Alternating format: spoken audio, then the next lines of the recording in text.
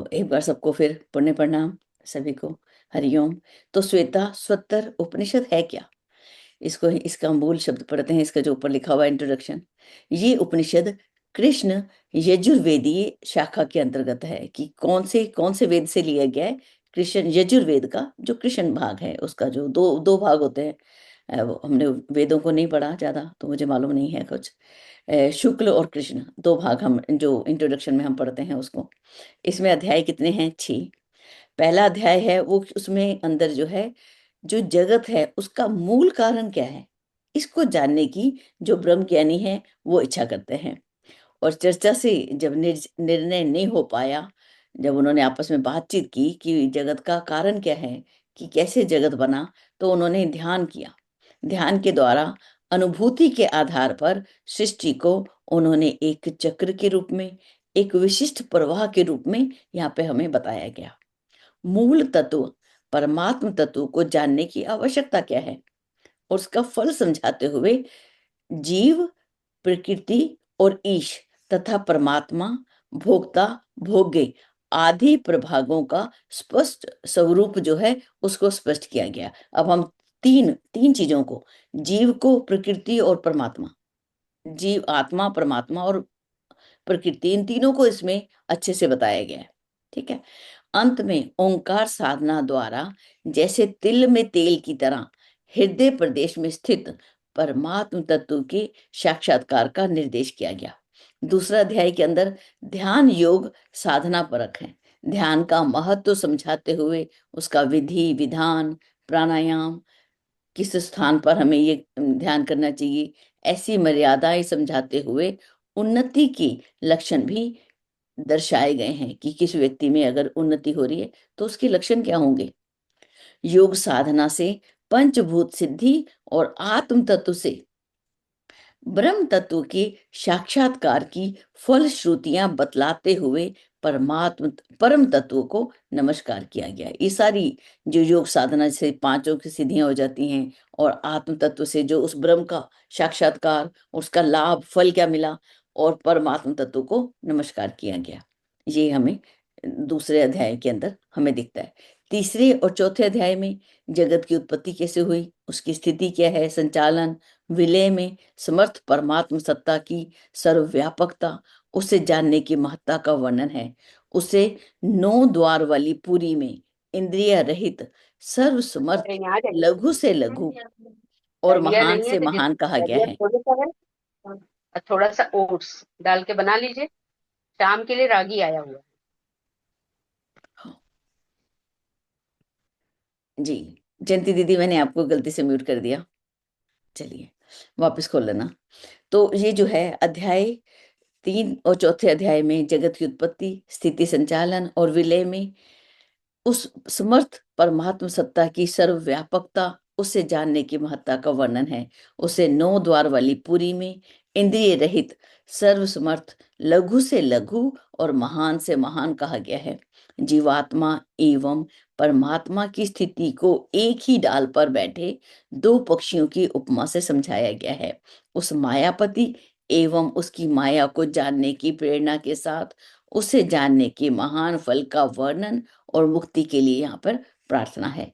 अध्याय 5 और 6 में विद्या अविद्या, उनके शासक परमात्मा की विलक्षणता को बतलाकर परमात्मा को ही उपास्य मानने वाले औपनिषदीय ज्ञान का अनुगमन करने की बात कही गई है।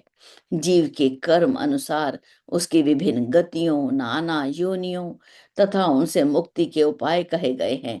पुण्य जगत का कारण जड़ प्रकृति के स्थान पर परमात्म तत्व को निरूपित किया गया है। उसके लिए ध्यान, उपासना एवं ज्ञान योग का आश्रय लेने की बात कहकर परमात्मा की सर्वव्यापकता तथा सर्व समर्थता सिद्ध की गई है। अंत में यह विद्या सुपात्र को ही दी जाए, ये निर्देश जो है हमें दिया गया। तो चलिए जयंती दीदी आ चुके हैं, तो दीदी आप यहीं से ले लीजिए।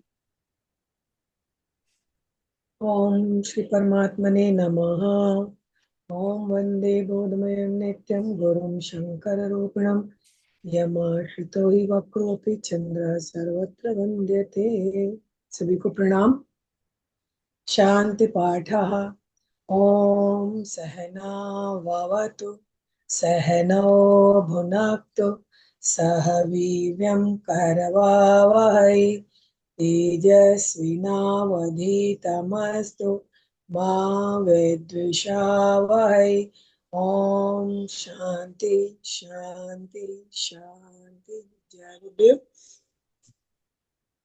देखिए श्वेताश्वतरो उपनिषद, श्वेताश्वतरो उपनिषद। ओम ब्रह्मवादिनो वदन्ति किं कारणं ब्रह्म कुतः स्म जाता जीवामकेन क्वच सम्प्रतिष्ठाः अधिष्ठिताः केन सुखेतरेषु वार्तामहे ब्रह्मविदो व्यवस्था।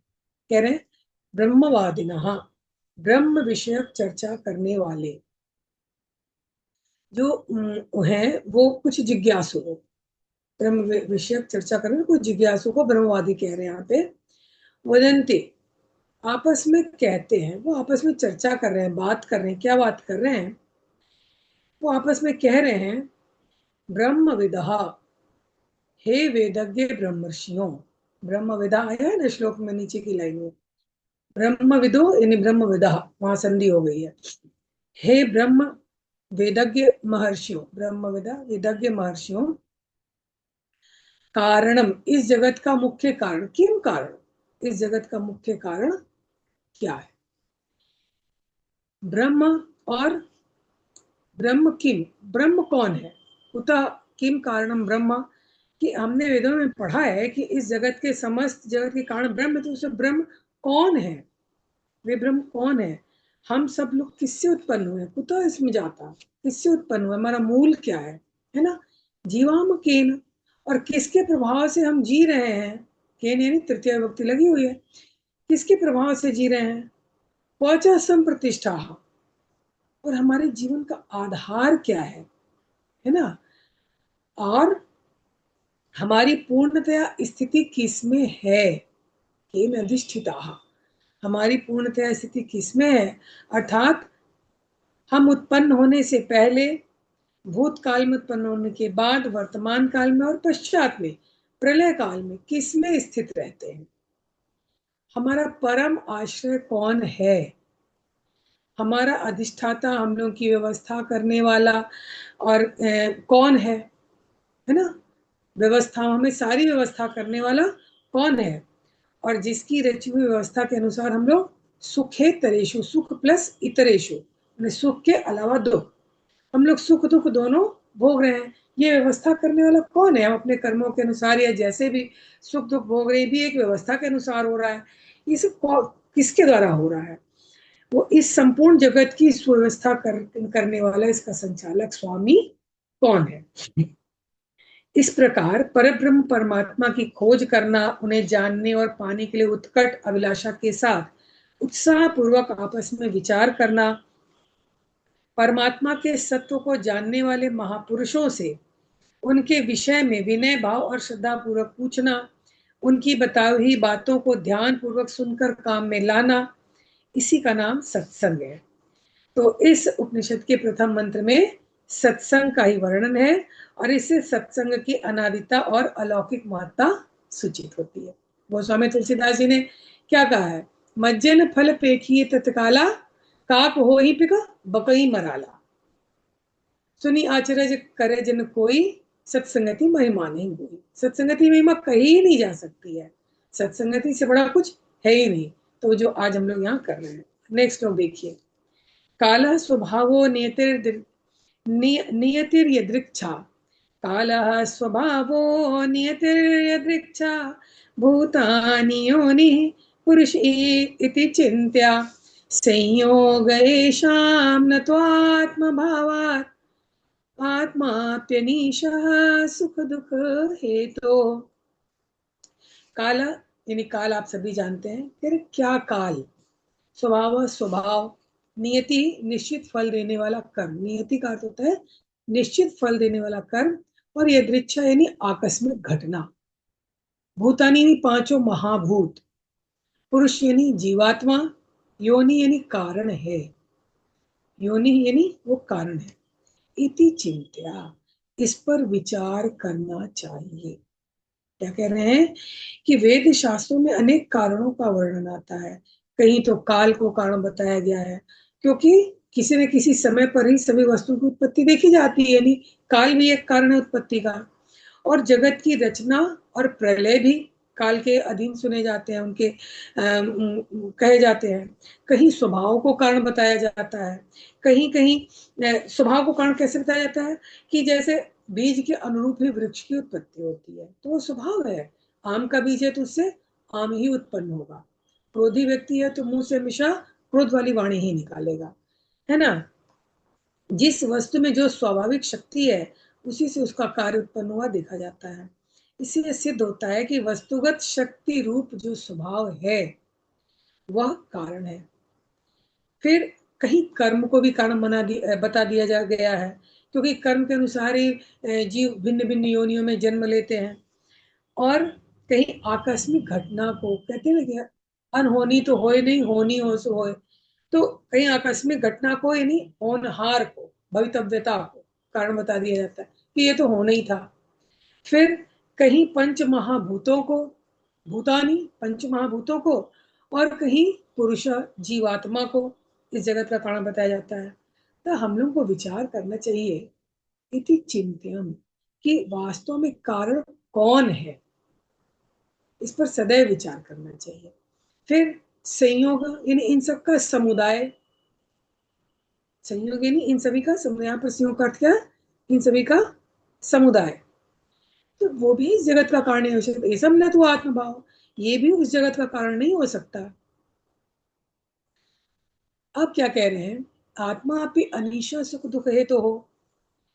आत्मा यानी जीवात्मा अपि मने भी इस जगत का कारण नहीं हो सकता, क्योंकि सुख दुख हेतु हो, सुख दुख के हेतुभूत प्रारब्ध, सुख और दुखों के हेतुभूत प्रारब्ध के अनिशहा अधीन है, वो स्वतंत्र नहीं है। तो कह रहे हैं कि विचार करने से समझ में आता है कि काल से लेकर पंच महाभूतों तक बताए हुए जड़ पदार्थों में कोई भी जगत का कारण नहीं है। वे अलग अलग तो क्या, संयोग यानी सब मिलकर भी इसके कारण नहीं हो सकते, क्योंकि ये सब जड़ होने के कारण चेतन के अधीन है। इसमें स्वतंत्र कार्य करने की शक्ति नहीं है।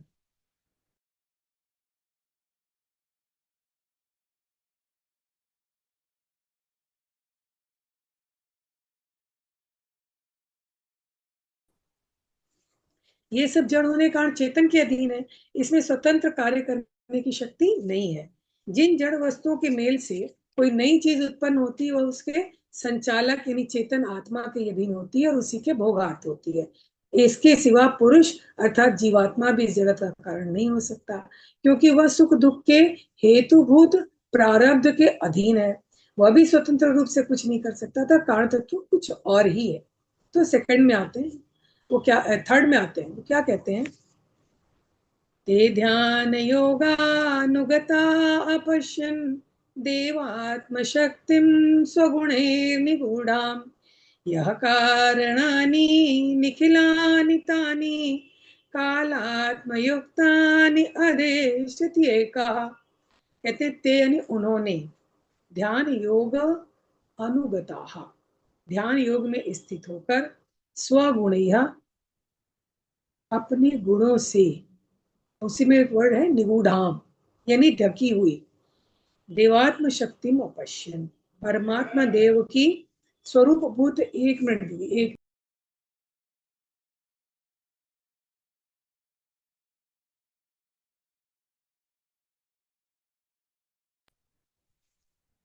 देवात्म शक्ति अपश्यन, परमात्मा देव की स्वरूप भूत अचिंत्य शक्ति का साक्षात्कार किया।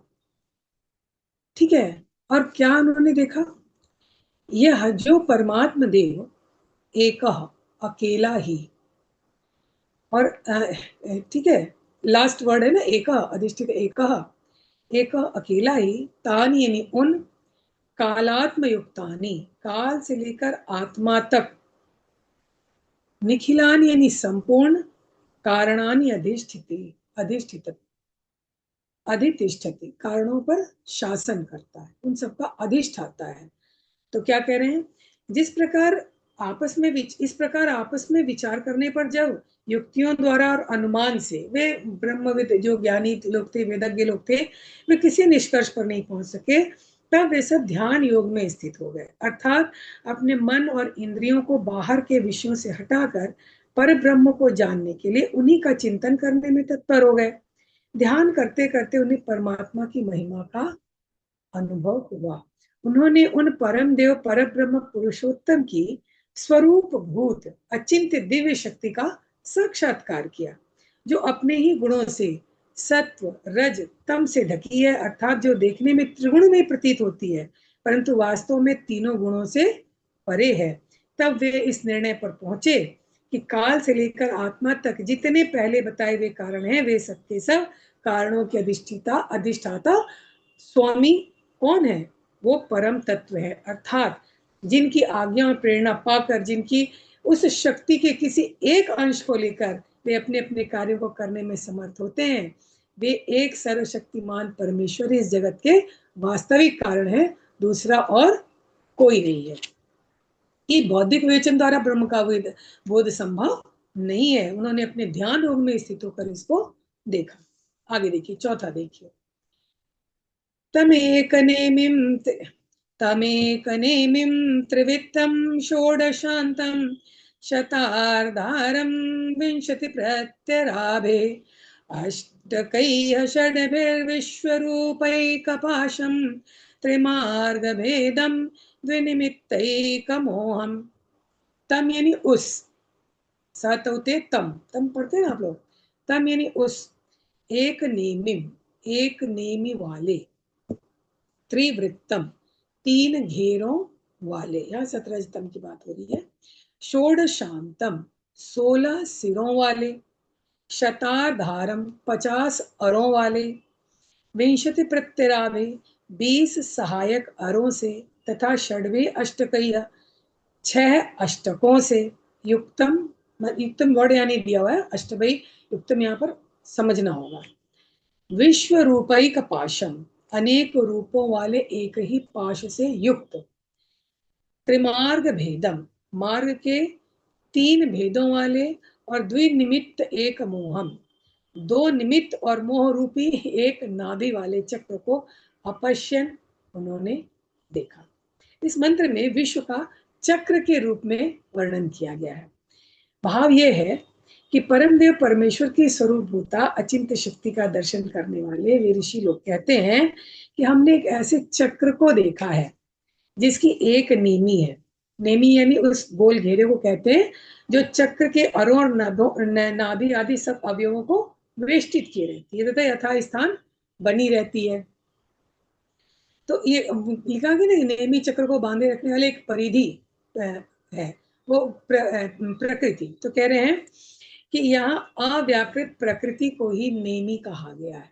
वो प्रकृति है जो वो परिधि उसको बांधी रहती है, क्योंकि वही इस व्यक्त जगत का मूल आधार है।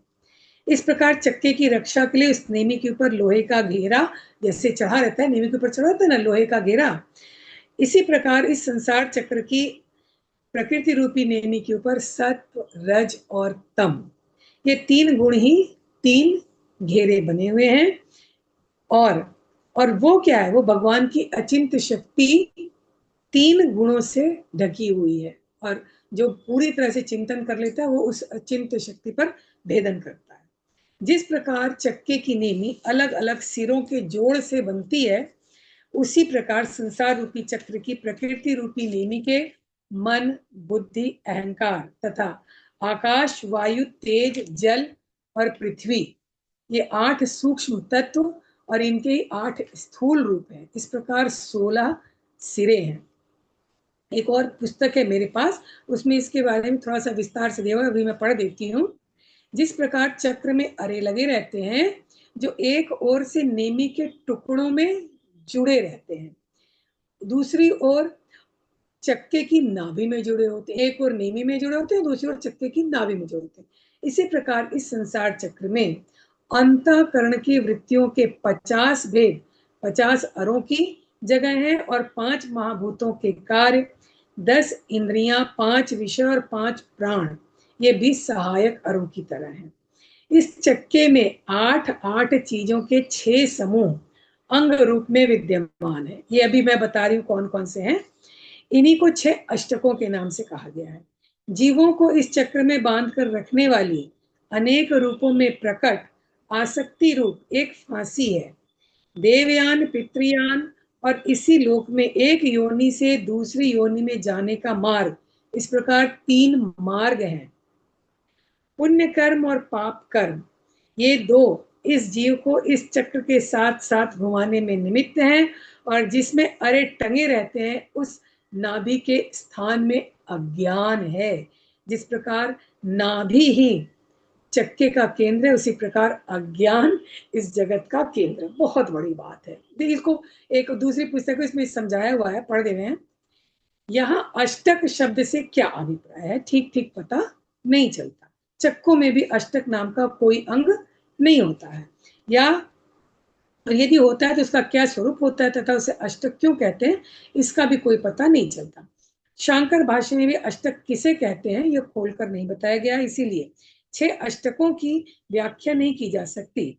लेकिन शांकर भाष्य के अनुसार 6 अष्टक इस प्रकार: पहला, गीता में उल्लिखित 8 प्रकार की प्रकृति, अर्थात पृथ्वी, जल, अग्नि, वायु, आकाश, मन, बुद्धि और अहंकार, ये 6 अष्टक में पहला अष्टक। दूसरा, शरीरगत 8 धातुएं, अर्थात त्वचा, चमड़ी, मांस, रक्त, मेद, हड्डी, मज्जा और वीर्य। तीसरा, अणिमा, महिमा, गरिमा, लघिमा, प्राप्ति, प्राकम्य, इशित्व और वशित्व, ये 8 प्रकार के ऐश्वर्य। चौथा, धर्म, ज्ञान, वैराग्य, ऐश्वर्य, अधर्म, अज्ञान, अवैराग्य और अनैश्वर्य, ये 8 भाव। पांचवा, ब्रह्मा, प्रजापति, देव, गंधर्व, यक्ष, राक्षस, पितर और पिशाच, ये 8 प्रकार की देव योनियां। और छठवां, समस्त प्राणियों के प्रति दया, क्षमा, अनसूया यानी निंदा न करना, शौच यानी बाहर और भीतर की पवित्रता, अनायास, मंगल, अकृपणता और अस्पृहा, ये आत्मा के 8 गुण। ये जो 8 करके 6 ग्रुप बने हुए हैं, इनको 6 अष्टक यहाँ एक पुस्तक है उसमें बताया गया है। तो दीदी ये बड़ा भीड़ है समझने के लिए, उसको बहुत बार बार पढ़ना होगा। जैसे उन्होंने ध्यान करके जाना इस चीज को, थोड़ा इस पर ध्यान करना होगा, इसको पूरी चित्तवृत्ति को, पूरे अंतःकरण को इसमें झोंकना होगा, तभी ये कुछ हम जैसे मूर्खों के समझ में आ सकता है। आगे पढ़ना है क्या दीदी? मेरे ख्याल से जी दीदी पंचम ले लीजिए 5, और उसके बाद हम दीदी से 6 ले लीजिए, 6 ले लीजिए। हाँ 5 आज ले लेते हैं, है ना? 5 ले लेते हैं दीदी आज। ठीक है। बहुत भीड़ है, ये थोड़ा समझना है ना। 5 ले लेते हैं। पंच स्रोतो अम्बुम पंच योनि। प्रणाम दीदी। आप तो किसी अलग पुस्तक से भी समझा रही हैं, पढ़ रही हैं ना, ये तो हाँ दीदी, थोड़ा कठिन है। तो इसकी रिकॉर्डिंग अगर हो हाँ जाएगी तो इसलिए मैं, सुन लेंगे। हाँ थोड़ा थोड़ा ही समझने पर उस पर ध्यान करना पड़ेगा, है ना। पंच स्रोतो अम्बुम पंच योनि उग्रवक्राम पंच प्राणोर्मिम पंच बुद्ध्यादिमूलाम पंच पंचावर्ताम पंच दुखौगवेगाम पंचाशद्भेदाम पंच पर्वामधीमः। कहते पंच स्रोतो अम्बुम, 5 स्रोतों से आने वाले विषय रूप जल से युक्त, 5 स्रोतों से आने वाले विषय रूप जल से, तो इसको तो आप सभी बहुत अच्छे से समझ रहे होंगे। पंच योनि उग्र वक्राम, 5 स्थानों से उत्पन्न होकर भयानक और टेढ़ी मेढ़ी चाल से चलने वाली। पंच प्राणोर्मिम, पंच प्राण उर्मिम यानी 5 प्राण रूप तरंगों वाली। पंच बुद्ध्यादि मूलाम, 5 प्रकार के ज्ञान का आदि कारण मन ही है, मूल जिसका, या समास है, ठीक है। 5 प्रकार के ज्ञान आदि का कारण मन ही है, मन ही है मूल जिसका वह। पंचावर्ताम, 5 भंवरों वाली, आवर्त यानी भंवर, 5 भंवरों वाली। पंच दुखौग वेगाम, 5 दुख रूप प्रवाह के वेग से युक्त।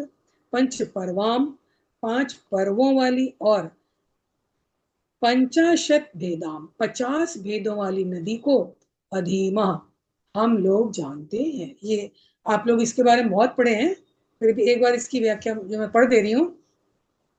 इस मंत्र में संसार का नदी के रूप में वर्णन किया गया है। वे ब्रह्म के ऋषि कहते हैं कि हम एक ऐसी नदी को देख रहे हैं जिसमें 5 ज्ञानेंद्रियां ही 5 स्रोत हैं। संसार का ज्ञान हमें 5 ज्ञानेंद्रियों के द्वारा ही होता है। इन्हीं में से होकर संसार का प्रवाह बहता है। इसीलिए इंद्रियों को यहाँ स्रोत कहा गया है। ये इंद्रियां पंच सूक्ष्म भूतों, पंच तन्मात्राओं से उत्पन्न हुई हैं। इसलिए इस नदी के 5 उद्गम स्थान माने जाते हैं। इस नदी का प्रवाह बड़ा ही भयंकर है। इसमें गिर जाने से बार बार जन्म मृत्यु का क्लेश उठाना पड़ता है। तन्मात्राओं का सच में इसका प्रवाह बहुत भयंकर है। संसार की चाल बड़ी टेढ़ी है, कपट से भरी है, इसमें से निकलना कठिन है। इसीलिए इस संसार रूपी नदी को वक्र कहा गया है। जगत के जीव ईश्वर की कृपा से आदमी बड़े आसानी से निकल जाता है। बाबूजी कहते हैं ना, अध्यात्म का रास्ता सबसे सरल है। उस बात को अगर हृदयंगम कर ले तो ये संसार की कपट की राह भी आपके लिए सरल हो जाती है। जगत के जीवों में जो कुछ भी चेष्टा हलचल होती है वह प्राणों के द्वारा ही होती है। इसीलिए प्राणों को इस भव सरिता की तरंग माला कहा गया है। नदी में हलचल तरंगों से होती है। 5 ज्ञानेंद्रियों, एक मिनट दीदी,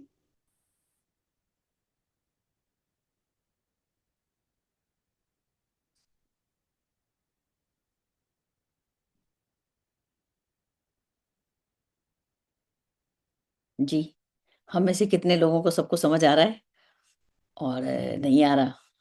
किसी को नींद तो नहीं आ रही? नींद तो नहीं आ रही है, लेकिन नहीं आ रही है कठिनाई हो दीदी। रही है।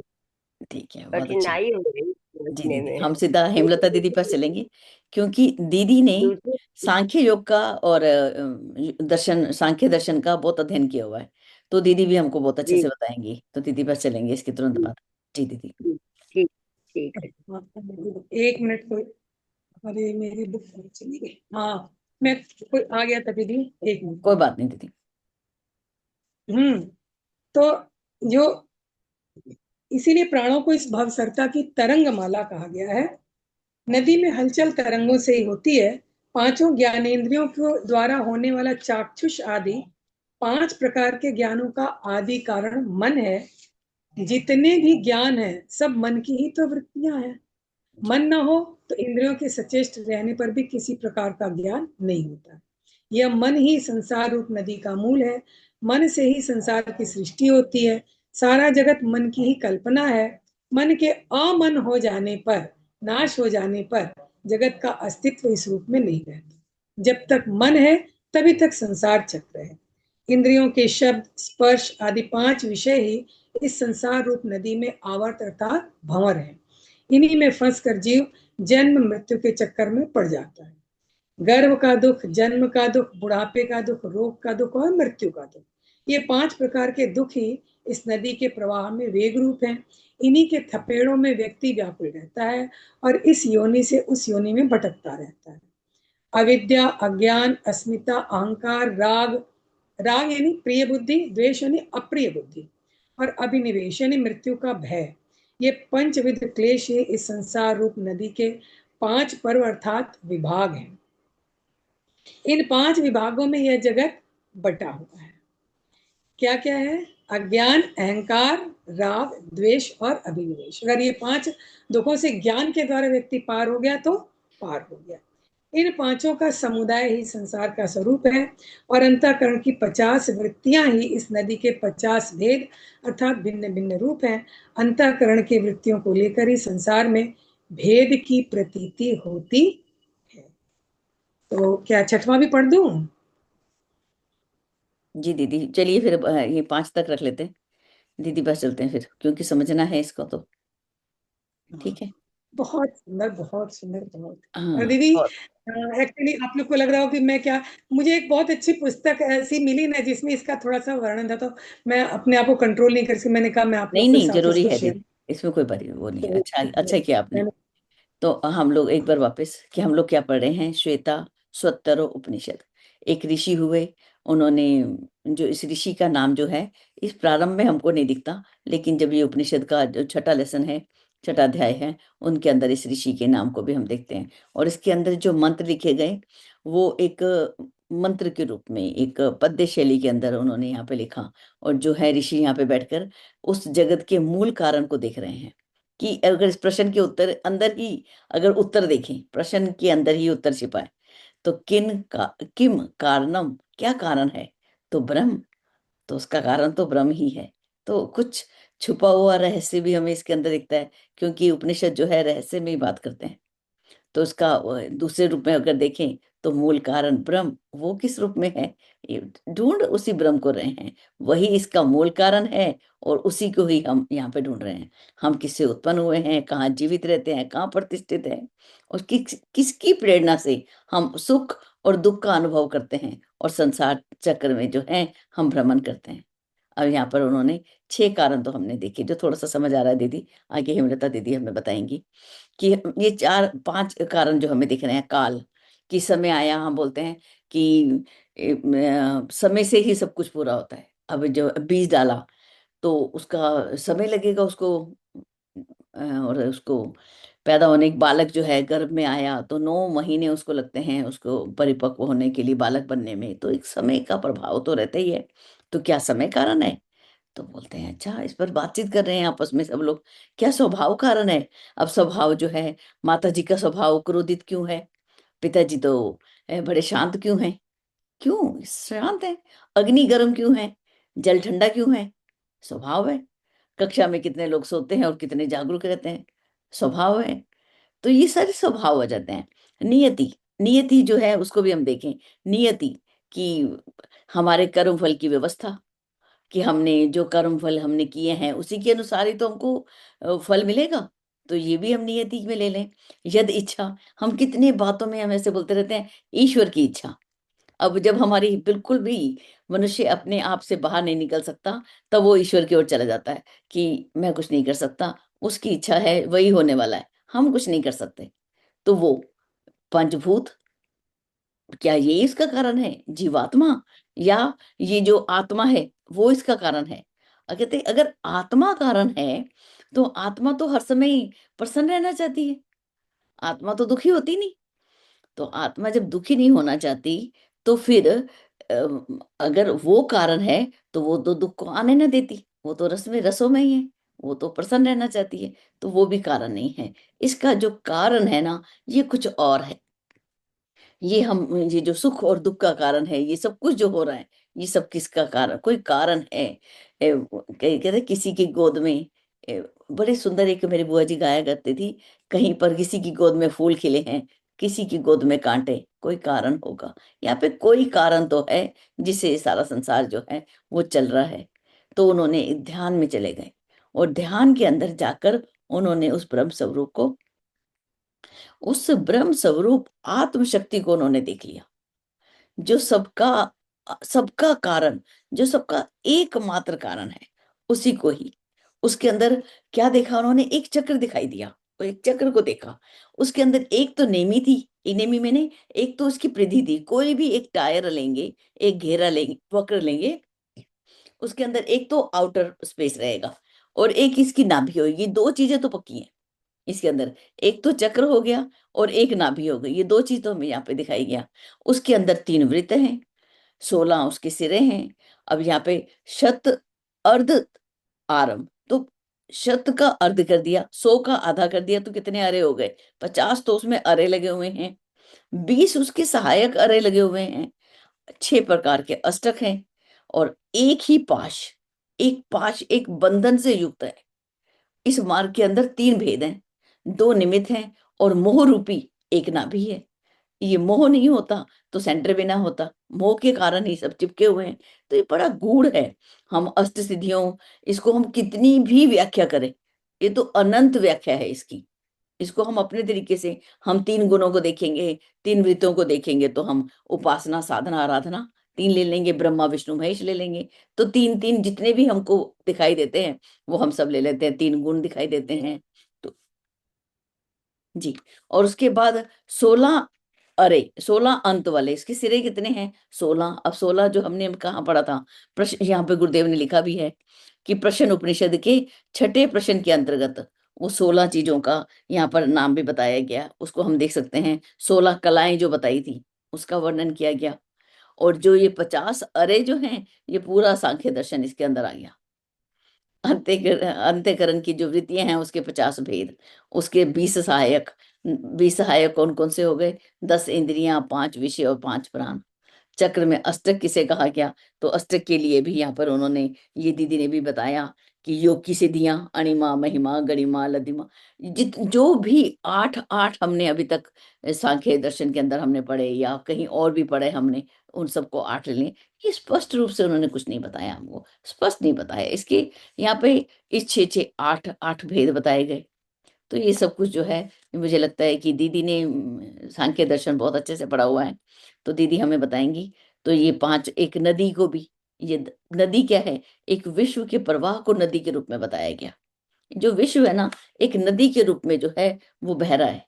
इसमें 5 धाराएं हैं, 5 ज्ञानेंद्रियां धारा के रूप में बहती हैं, 5 जगह से उत्पन्न हो रहा है, 5 तत्व हैं, 5 प्रकार के। बाबूजी ने, जब बाबूजी का जो हमने लेसन सुना, कल मैंने आप लोगों को शेयर भी किया था, वो उसके अंदर 5 भंवर उन्होंने बताया। चक्र तो 7 है, लेकिन वहां पे भंवर जो बनते हैं वो 5 बनते हैं।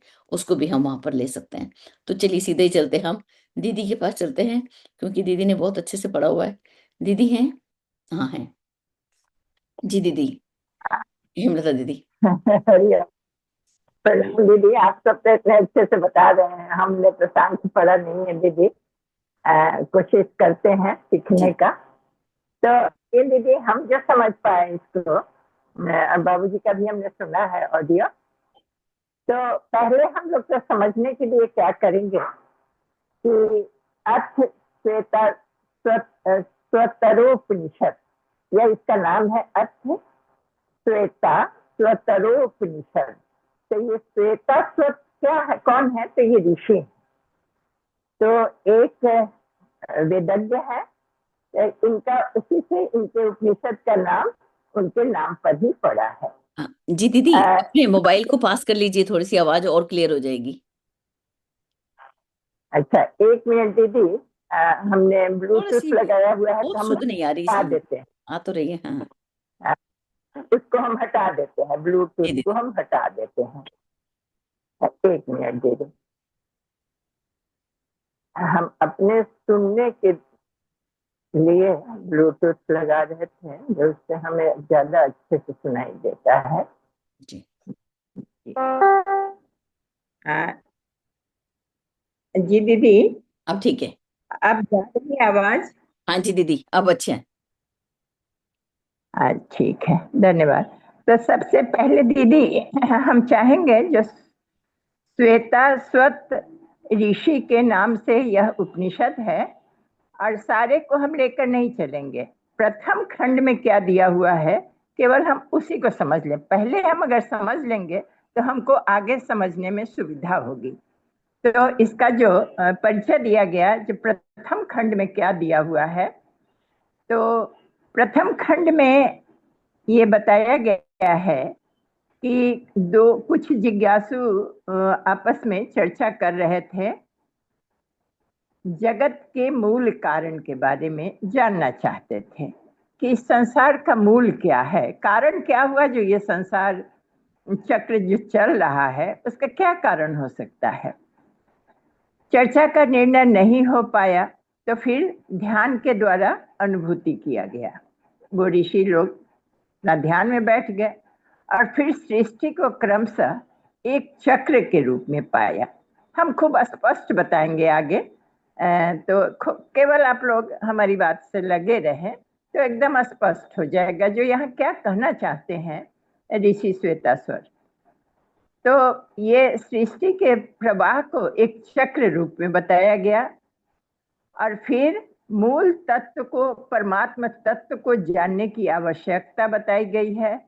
फिर उसका फल समझाया गया है, जीव, प्रकृति और ईश्वर के बारे में बताया गया है, परमात्मा, भोक्ता और भोग्य आदि विभाग में बांटकर उनके स्वरूप को स्पष्ट किया गया है, और अंत में ओंकार साधना द्वारा तिल में जैसे तेल रहता है पता नहीं चलता है, उसी प्रकार हृदय प्रदेश में स्थित परमात्मा तत्व से के साक्षात्कार का निर्देश मिला है। तो पहला अध्याय में इतना ही। तो हम लोग बहुत ज्यादा ले लेंगे तो फिर हमारा सर भारी हो जाएगा, हम उसको लेंदी समझने लगेंगे। तो यहाँ तक तो हम लोग सभी समझ गए हैं जो क्या कहना चाहता है ऋषि, हमें क्या बताना चाहते हैं। उनका साक्षात्कार जब हुआ तो सभी अपने अपने स्तर से अपना साक्षात्कार की बताते हैं। यहाँ पे हमारे बाबूजी भी बताए हैं इसमें, तो दीदी उस पर भी चर्चा करेंगे हम लोग बाद में, लेकिन आनंद आ गया है। तो लेकिन हम सबसे पहले क्या करेंगे, शांति पाठ लेंगे, क्योंकि हमें भी परमात्मा से अभयदान मिलना चाहिए कि हम छोटी बुद्धि छोटी जानकारी और बड़ी बात हम बोलने जा रहे हैं। तो ओम सहनावतु सहनौ भुनक्तु सह वीर्यं करवावहै तेजस्विनावधीतमस्तु मा विद्विषावहै। ओम शांति शांति शांति। पहला श्लोक में दिया गया है कि वे ब्रह्मवेत्ता ऋषि, वेदज्ञ जो ऋषि हैं, वे कहते हैं कि इस जगत का कारण, मूल कारण ब्रह्म किस रूप में है, हम किससे उत्पन्न हुए हैं, कहाँ से आए हैं, हम कैसे जीवित रहते हैं, हम कहाँ प्रतिष्ठित हैं। हे ब्रह्मज्ञ महर्षियों, वो पूछते हैं, वेद के ज्ञानियों से पूछते हैं कि हे महर्षियों, हम किसकी प्रेरणा से सुख और दुख का अनुभव करते हैं। यह संसार चक्र व्यवस्था में भ्रमण करता है, किस व्यवस्था में भ्रमण करता है। यह संसार जो चक्र चल रहा है, ये नियति कैसी व्यवस्था के साथ यह जुड़ा हुआ है और यह घूम रहा है चक्र की भांति।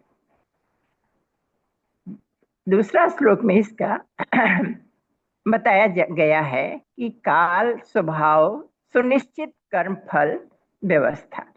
सभी जानते हैं काल समय को कहते हैं, स्वभाव प्रकृति को कहते हैं, अपने स्वभाव को कहते हैं, सुनिश्चित कर्म फल।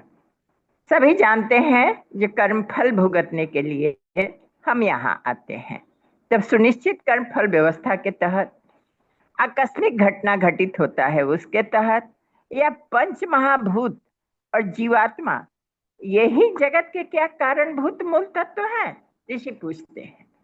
क्या केवल इसी के कारण यह जगत चल रहा है या जगत बना है या नहीं, इस पर सदैव विचार करना चाहिए। ऋषि कहते हैं इन सब का समुदाय इस जगत का कारण नहीं हो सकता है। अब यहाँ हम लोग समझें, जो ये जो कारण बताया गया, ये इसका कारण नहीं हो सकता है, क्योंकि ये तो आत्मा के अधीन है और आत्मा भी कारण नहीं है, क्योंकि यह सुख दुख के कारण तो कर्म फल की व्यवस्था के अधीन ही होता है। जीवात्मा जो भोगने आती है और कर्म फल अपना, तो ये तो सारा उसी के कारण होता है। तो ये आत्मा भी इसका कारण नहीं है, लेकिन आत्मा के अधीन ही वो सारी बातें हैं, नियंत्रण में होना चाहिए। तो क्या कारण हो सकता है, कैसे बना है? तब उन्होंने ध्यान योग का अवलंबन लिया। कहा जो ये तो जो हम सुनते हैं, सोचते हैं कि क्या काल स्वभाव सुनिश्चित कर्म फल व्यवस्था आकस्मिक घटना के कारण, चाहे केवल महाभूत के कारण, जीवात्मा ये इस जगत का कारणभूत तत्व है या नहीं है, इस बात को समझने के लिए ये इतनी बात ऋषि कहते हैं। इन सब का समुदाय भी इस जगत का कारण नहीं हो सकता है। क्यों? क्योंकि ये सभी आत्मा के अधीन है। अभी यही ऋषि बताए, आत्मा भी कारण नहीं है, क्योंकि यह सुख दुख के कारणभूत कर्म फल व्यवस्था के अधीन है। यह बात तो हम सभी जानते हैं। तो लेकिन इतना से बात बनेगा नहीं, तो फिर क्या किया गया? ऋषियों ने सोचा कि ये जो स्थूल देख रहे हैं हम, ये कारणभूत नहीं है संसार व्यवस्था के लिए। कारणभूत कहाँ से है, क्या है, अब हम ध्यान योग के अवलंबन के द्वारा इसको जानने का हम प्रयास करें। तो जब ध्यान का अवलंबन लिया गया, ध्यान में जब वो ऋषि सत्ताएं बैठी, तो अपने गुणों से आच्छादित ब्रह्म स्वरूप आत्मशक्ति का साक्षात्कार हुआ। आत्मा का साक्षात्कार तो हुआ, लेकिन वह आच्छादित था, अपने भांति भांति के गुणों से आच्छादित था। जो काल, स्वभाव आदि से लेकर आत्मा तक सभी कारणों का एकमात्र अधिष्ठाता है, वही ब्रह्म स्वरूप ब्रह्म है। अब नोट में दिया गया, उससे हम और क्लियर कर सकते हैं। हम लोग तो इतना ब्रह्म की चर्चा कर चुके हैं, अब तो हमें इसे भारी नहीं समझना चाहिए। ब्रह्म ही मूल कारण है। केवल बौद्धिक विवेचना द्वारा ब्रह्म का बोध संभव नहीं है। यह बोध, ब्रह्म का बोध ही कराने के लिए ये वाला भी श्वेतसारोपनिषद भी अब हमारे सामने आया है। तो यहाँ नोट में दिया गया, जो पहले स्थूल रूप से जब उन्होंने जानना चाहा उसके कारणभूत तत्व को, तो वो नहीं समझ पाए। इसमें से किसको लिया जाए, समय को, काल को, कर्म फल को, पंचभूतों को, किसको कारण समझें, जीव को, जीवात्मा को? तो फिर उन्होंने क्या चीज का सहारा लिया? प्रत्यक्ष दर्शन के लिए, ब्रह्म को देखने के लिए, ब्रह्म को समझने के लिए ध्यान का काम किया, ध्यान का प्रयोग किया। ध्यान में जो उन्हें साक्षात्कार हुआ, आत्मशक्ति का साक्षात्कार हुआ, आत्मा का साक्षात्कार हुआ। उस आत्मा का जो भांति भांति गुणों से आच्छादित था, जो ब्रह्म स्वरूप था। अब नोट में दिया गया कि केवल बौद्धिक विवेचन द्वारा ब्रह्म का बोध संभव नहीं है। केवल हम पढ़ लेंगे, ज्ञान से हम ब्रह्म को नहीं जान सकते हैं। पढ़ाई लिखाई से ब्रह्म की प्राप्ति नहीं की जा सकती है, ब्रह्म को जाना नहीं जा सकता है। ध्यान के अंतर्गत आत्म चेतना द्वारा ही गुणों के आवरण को भेद कर, उसमें जो आवरण चढ़े हुए हैं, भांति भांति के गुणों के, वृत्तियों के, तो उसको जब हटाएंगे तब उस परम तत्व का अनुभव किया जा सकता है। तो इसमें क्या भारी है ऐसा समझने का? हम लोग बिल्कुल नहीं डरे, ये एकदम सरल है। आगे भी बड़ी सरलता से इसकी बातें बताई गई हैं। चौथा में बताया गया कि उन्होंने एक ऐसे चक्र को देखा ध्यान में अपने, जो एक नेमी से 3 वृत्तों, 16 अंतःशिरो और 50 अरो, 20 प्रत्यरो, सहायकरो और 6 अष्टको एक ही पास में युक्त एक मार्ग के 3 भेदों, 2 निमित्त तथा मोह रूपी एक नाभि वाला था। अब वो कैसा था, ध्यान में उनकी कैसे अनुभूति हुई, इसको समझाने का ऋषि प्रयास करते हैं, अपनी अनुभूति बताते हैं। 2 तरह का प्रयोग किया उन्होंने, दोनों तरह से रखा हुआ है, 2 उदाहरण के साथ। दीदी घबरा कर 5 श्लोक तक पढ़ी हैं, हम लोग आज 16 तक भी चल सकते थे, कठिन नहीं है। तो इसको हम लोग इस तरह से समझने का प्रयास करें। कैसे? यहाँ विश्व व्यवस्था को, अब विश्व व्यवस्था का मतलब ये नहीं है जो ये संसार के चक्र को दिखाया जा रहा है। हम अपने अंदर देखें, क्योंकि पास का आदमी अधिक आसानी से समझ लेता है। वैसे जो हमारे अंदर है, व्यष्टि में है, वही समष्टि में है। लेकिन अगर हम अपनी व्यष्टि के अंदर झांकेंगे तो ज्यादा जल्दी और अच्छे से समझ पाएंगे। इसलिए हमने निवेदन किया है आप सबसे। तो ये संसार का जो ये चक्र चल रहा है, ये व्यवस्था जो चल रही है, वह एक चक्र के रूप में वर्णित किया गया है, एक पहिया के रूप में दिखाया गया है। ये अलंकारिक भाषा में एक पहिया समझे हैं। कैसा पहिया? नेमी चक्र को बांध रखने वाली एक परिधि, प्रकृति तथा 3 वृत्त एक पहिया को देखे हैं।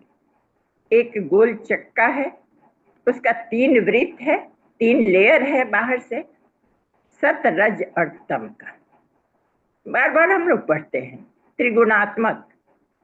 तो 3 जो है उससे वो 3 वृत्तियां उसको इंडिकेट कर रहा है, किया जा रहा है उस चक्के का। अगर इस शरीर को उस तरह से हम मान ले, शरीर की व्यवस्था को उस तरह से मान ले, तो हम इस पर ध्यान दें। 3 वृत्ति बताया गया। परिधि के अंतः सिरे का जोड़ 16 कलाएं बताई गई। परिधि जब होगा तो अंदर भी तो कुछ जुड़ा होगा कहीं से, तब तो वो परिधि है, किनारा है उसका। तो उसमें जहां से जुड़ा, जहां से जुड़ा हुआ है, तो 16 कलाएं उसमें बताई गई। प्रश्नोपनिषद के 6ठे प्रश्न के अंतर्गत 4थे और 5वें मंत्र में इसका वर्णन किया गया है। पीछे हम लोगों ने प्रश्नोपनिषद में पढ़ा हुआ है। इसमें बताया गया है कि 50 अरे लगे हुए हैं। 50 उस चक्के में, ये शरीर रूपी चक्र में 50 अरे बताए गए। ये 50 अरे मतलब वो स्टिक जिसके सहारे वो चक्का का केंद्र जुड़ा रहता है, नेवल उसका नाभि जुड़ा रहता है, तो 50 बताए गए।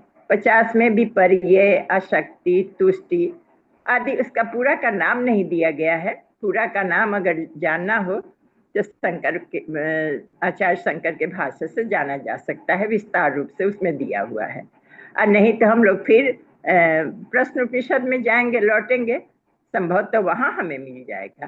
तब ये 50 अरे लगे हुए हैं। अंतःकरण की वृत्तियों के 50 भेद। अब ये 50 अरे क्या हो गया? तो 50 वृत्तियां हो गई हमारी अंतःकरण की, मतलब चित्त की वृत्तियां। हम लोग वेद में भी पढ़ते हैं, बार बार आता है वृत्तासुर वृत्तासुर। यही वृत्तासुर है। 50 तरह की वृत्तियां हैं जो हमारे चित्त से जुड़ी हुई हैं। 20 सहायक वृत्तियां हैं। सहायक वृत्तियां कौन कौन हो गई? 20। 10 इंद्रियां हैं उसमें, 5 विषय और 5 प्राण कहे गए हैं। इंद्रियां का जो सब्जेक्ट है, विषय है, और 5 प्राण हो गया।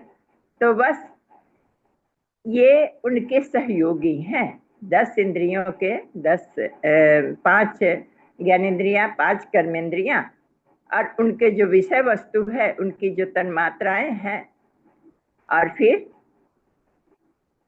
5 प्राण। सभी को पता है, प्राण, व्यान, अपान, समान, उदान, ये 5 प्राण उसी में आते हैं। ये सहयोगी 20 जो सहयोगी हैं उनके अरे उसको इंगित कर रहा है। चक्र में अष्टक किसे कहा गया है यह स्पष्ट नहीं है। यहाँ जो नोट लिखा गया उसमें बताया गया है कि अष्टक कहाँ है। हालांकि दीदी ने भी पढ़ा है जिस पुस्तक से, उसमें भी यही बात लिखी है कि अष्टक किसे कहा गया है, लेकिन इसकी खोज हम लोग करेंगे। बाबूजी से पूछेंगे ये अष्टक, इस अष्टक के कहने का क्या अर्थ है, क्योंकि इतने ही से हम लोग की जिज्ञासा शांत नहीं होती है। अब ये अष्टक स्पष्ट नहीं है, यहाँ के लेखक लिखते हैं, लेकिन इस अष्टक के 8 भेद है। चक्र में अष्टक यह स्पष्ट नहीं है, लेकिन 6 के 8 भेद कहे गए हैं। 6 भी बताए गए हैं। यहाँ लिखा गया है ऊपर कि 6 अष्टक, प्रत्यरो, सहायक अरो और 6 अष्टक एक ही पास में बंधे हुए और एक मार्ग के 3 विभेदों से 2 निमित्त तथा मोह रूपी एक नाभि वाला है। तो यहाँ लेखक यही लिखता है कि प्रकृति शरीरगत धातु 6 के 8 भेद कहे गए। प्रकृति शरीरगत धातु, सिद्धियां, भाव, देव योनियां तथा विशिष्ट गुण, ये सब बताए गए। 8 भेद कहे गए हैं। 6 के 3 मार्ग बताए गए हैं, धर्म, अधर्म और ज्ञान मार्ग। धर्म का मार्ग, अधर्म का मार्ग और ज्ञान मार्ग। दीदी ने पढ़ा है कि ये जो 3 मार्ग बताया गया, हमने दीदी के उस पुस्तक की बात को भी सुना है ध्यान से। तो वो देवयान मार्ग और पितृज्ञान मार्ग और ज्ञान मार्ग वो भी हो सकता है, लेकिन यह भी सही है लगता है कहीं से, जो 3 मार्ग है इस सृष्टि चक्र को चलने में, कौन से मार्ग है? ये तो वो जो यान मार्ग है, देवयान मार्ग है, और किस सेंस में वो कहा गया ये हम नहीं समझ पाए, लेकिन हमें लगता है कि यहाँ तो सृष्टि संचालन की बात आ रही है। तो संचालन के लिए तो धर्म मार्ग, अधर्म मार्ग और ज्ञान मार्ग, यही 3 मार्ग ज्यादा सुटेबल हमें दिखता है, क्योंकि या तो धर्म के मार्ग पर चल रही है ये सृष्टि, या तो अधर्म के मार्ग पर चल रही है, अधर्म से के रास्ते जाने वाले हैं लोग, अथवा ज्ञान मार्ग के राही हैं हम सभी। तथा 2 निमित्त बताए गए, उसके कारण कौन कौन है? एक पाप कारण है और एक पुण्य कारण है। ये 2 कर्म है, इन्हीं 2 कर्मों के आधार पर ये मार्ग निश्चित तय होते हैं और चलते हैं लोग। यह सब क्या है? तो मोह रूपी नाभिक, सेंटर कहा गया, उस चक्र के जो केंद्र है उसको मोह कहा गया। इसी मोह को केंद्र मानकर ये सभी घूम रहे हैं। तो यह एक है। इसका एक और उदाहरण दिया गया, उसको भी अगर हम लोग जल्दी में समझ लेते हैं दीदी, 2-3 मिनट में हम इसको समाप्त करेंगे।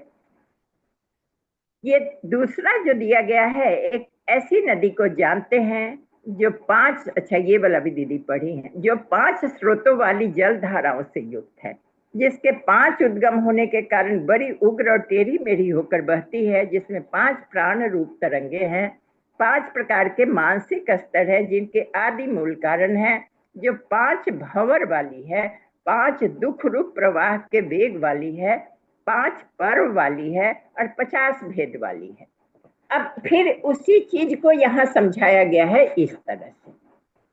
तो यहाँ ऋषि कहते हैं कि यह विश्व प्रवाह जो है, माने ये विश्व का जो चक्र चल रहा है, ये नदी के रूप में अगर हम लोग समझते हैं तो उसमें 5 धाराएं निकली हुई है। ये 5 धाराएं क्या क्या है? 5 ज्ञानेंद्रियां हैं, 5 उद्गम है, 5 तत्व है। ये तो हम समझ पा रहे हैं, 5 तत्व को भी जानते हैं। उद्गम 5 तत्व है, ये पंचभूत से जो शरीर हमारा बना हुआ है यही उसका स्रोत है, यही से निकल रहा है। 5 धाराएं ज्ञानेंद्रिय, 5 ज्ञानेंद्रियों को कहा गया, 5 प्राण की तरंगे कहा गया। अब 5 प्राण की तरंगे और 5 भंवर जो बताया गया है, वो भंवर 5 तन्मात्राएं बताई गई। मतलब ये प्राण का जो भेद होता है, 5 महाप्राण और 5 लघु प्राण जो होते हैं, तो वो एक दूसरे से जुड़े रहते हैं। ऊपर चौड़ा, नीचे पतला, फिर नीचे लघु प्राण होता है, नीचे चौड़ा, एक शंकु के आकार का, ऊपर पतला, और दोनों घूर्णन करते हैं। घूर्णन करने से क्या होता है? भंवरें बनती हैं, और वही भंवर का स्थान जो है तो शरीर के अंदर का चक्राज होते हैं, चक्र होता है, और उसी चक्रों में तन्मात्राएं, जो भौतिक वो भूत है, पंचभूत है, उसकी तन्मात्राएं उसकी कही गई है। 5 भंवरों से निकलती है वो तन्मात्राएं। 5 दुख का कारण बताया गया है। संसार चक्र में यही तो होता है, यही देखने को मिलता है। तो ये हमारे शरीर के व्यष्टि के अंदर की बताई गई बात है। 5 दुख क्या है? गर्भ, जन्म होना, रोग होना, जरा होना मतलब बुढ़ापा आना, और मृत्यु होना, यही तो दुख है। इसी को तो हम लोगों को समझना है। और इसका 5 विभाग भी बताया गया, बांटा गया। कौन कौन सा विभाग है?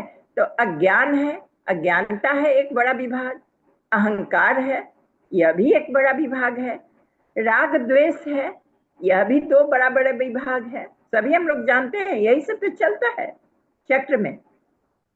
और भय है एक, यह भी दुख का बहुत बड़ा विभाग है। अंतःकरण की 50 वृत्तियां, उसके भेद बताए गए हैं। और अब यहाँ वृत्तियां, पहले भी हमने चर्चा किया है, यही वृत्तासुर है। वृत्तियां हैं, स्वभाव है, प्रकृति है, जो हमारे अंतःकरण में स्थापित है, चित्त में स्थापित है। तो ये जो दोनों उदाहरण दिए गए हैं, उक्त दोनों उपमाओं की विस्तृत व्याख्या यदि जाननी हो, यहाँ लेखक लिख रहे हैं, नोट में दिया गया है कि आचार्य शंकर के भाष्य में यह विस्तार से देखा जा सकता है। तो मौका मिला तो हम लोग शंकर के भाष्य का भी देखेंगे, अध्ययन करेंगे। तो धन्यवाद, प्रणाम दीदी, समय ले लिया हमने, क्षमा चाहेंगे 5 मिनट। जी दीदी, धन्यवाद बहुत बहुत। तो चलिए आज का स्वाध्याय को यहीं पे रखते हैं, लेकिन हमें क्या क्या सबको समझ आया हम सब लोग पढ़ के आएंगे, ठीक है? तो इसी के साथ शांति पाठ करते हैं। ओम शांति शांति शांति। जय गुरुदेव, सभी को प्रणाम। दीदी कल का